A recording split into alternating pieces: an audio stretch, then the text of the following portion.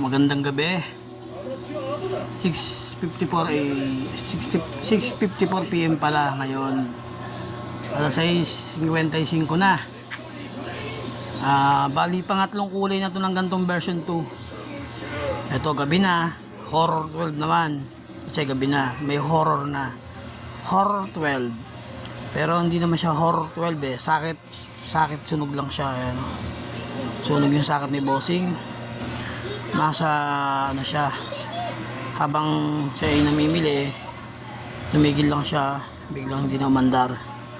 Yung mga gantong kulay ng NMAX ngayong araw, ikat do siya. Yung una binili ng ano, tapos hindi na umandar. Ano yun, naging problema niya yung pangalan nito, puputok ng fuse. Okay na siya. Pangalawa, ang issue naman ng pangalawa ay naging helicopter, umovertake sa tricycle. Ito naman, nag-stop lang siya, binamandar, nag-check engine na.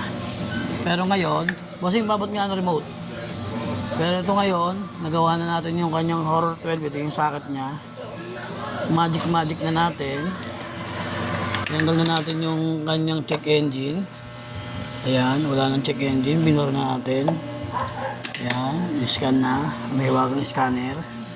Tapos naisarado ko na siya, nahuli na tayo mag-video. Ayan, bossing, salamat sa ating suki. Galing kasi siya ng Pangasinan, kaya napabakbak yung kanyang NMAX.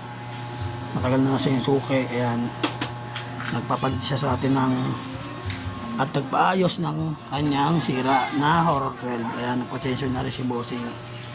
Maraming salamat po. Ito ay isang ano lang, isang video na para sa kanya at sa iba.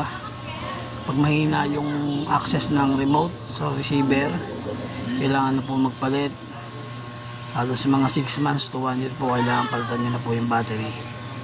Ayun, magandang klaseng battery na po ang aming ginamit. Sa battery po talaga din minsan nagmumula, kaya nagkakaroon ng ganito. Yan, issue.